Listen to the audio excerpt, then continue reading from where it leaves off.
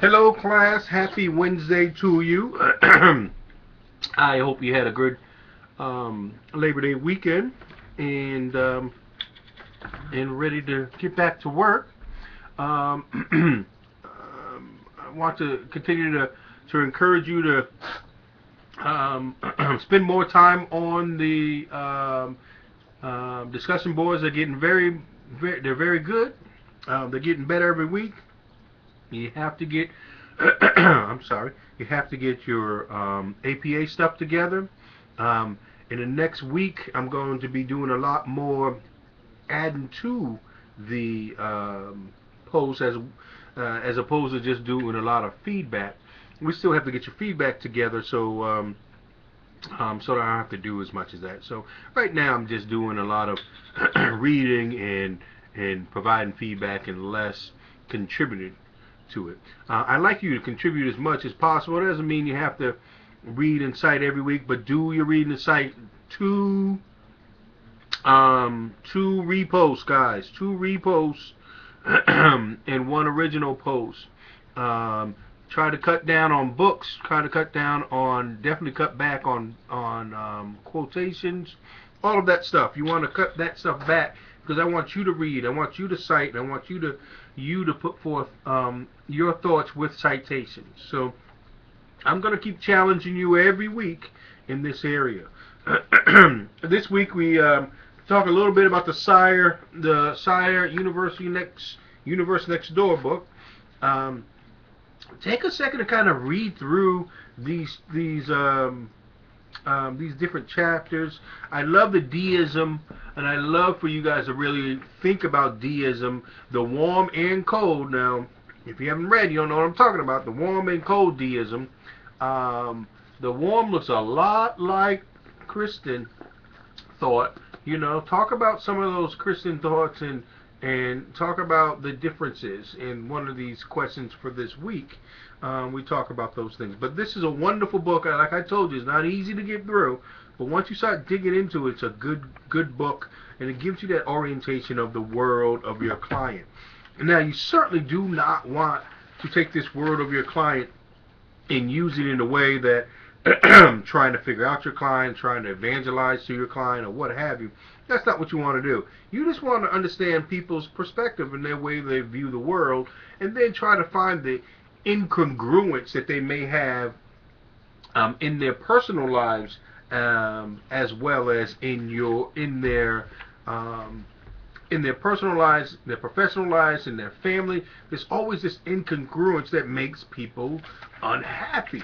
And you got to kind of help them to see their worldview and how that is matching up with their actual behavior and actually lining up with their goals.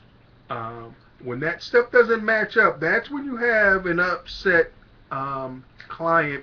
That's when you have a client who has developed some pathology. That's when we have clients who are depressed, who are anxious, who are so many things.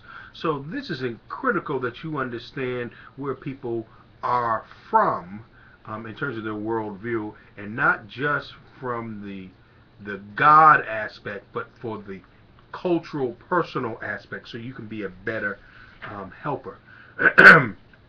In chapter 4 of the New Craig book, we go through all of the basic counseling orientations.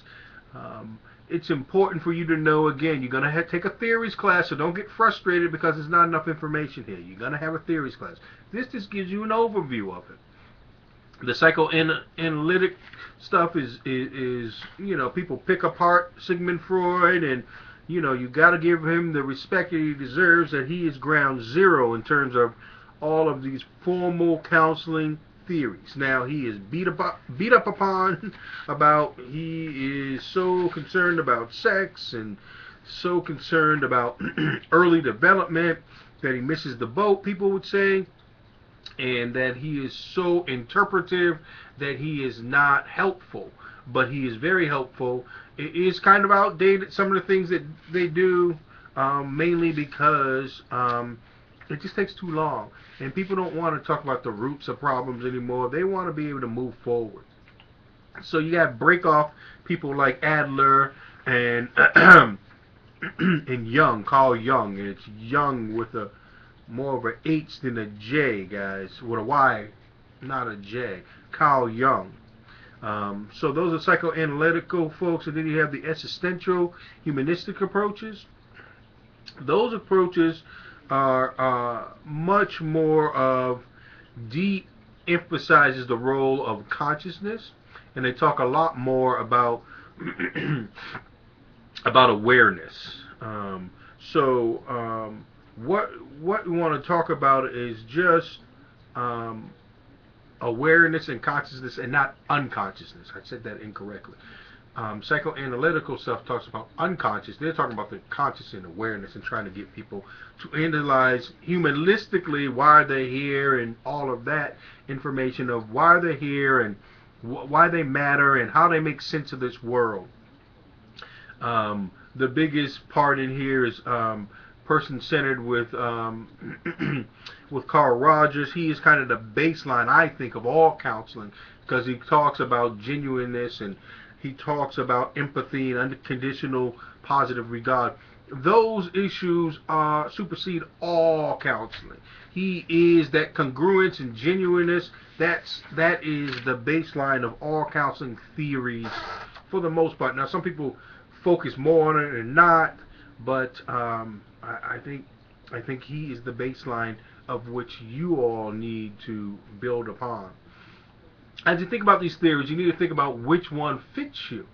And then I want you to focus on that one throughout your time, even here at Regent, throughout that time. What you don't want to do, a lot of counselors and trainers, they always say they're eclectic. You don't need to be eclectic at this point. You need to know your theory very, very well. You need to know from beginning to end how it works, all the interventions, everything about it. So look at Fritz Perls. He's very important. I'm not lecturing. I love on page 123 when they talk about these cognitive distortions. This is, to me, as a CBT person, that's who I am. These cognitive distortions on page 123 is what I look for. I'm looking for that because these are the things that run people's lives. These irrational beliefs are in their minds, and they run their lives, and also run them into mental health issues. As you move into post-modern, you talk about narrative and solution focus. Very popular nowadays to be in this postmodern kind of world. I love the postmodern world. I use solution focus and narrative therapy. I think narrative therapy is critical because language is important, folks. Language is how we define ourselves. It's how people define us. It is what motivates and moves us. It is the negative and the positive of our lives.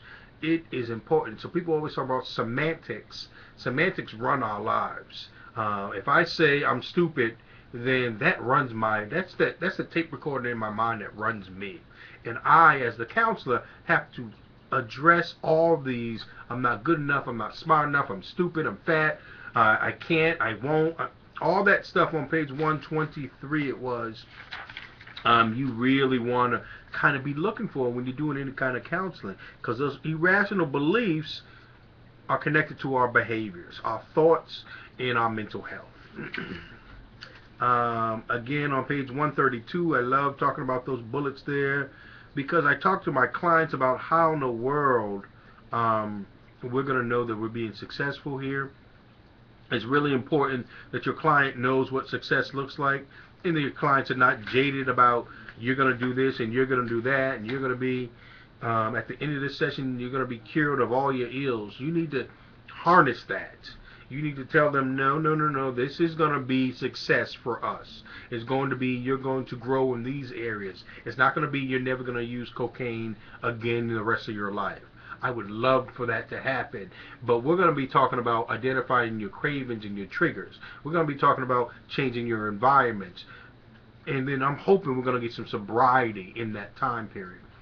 But that doesn't mean you're never going to pick up drugs again. We're going to talk about interventions and plans for you to be successful. So this is kind of a quick little overview of the chapter. Continue to read, continue to write, and I will be reading online. Have a great week. I will talk to you soon.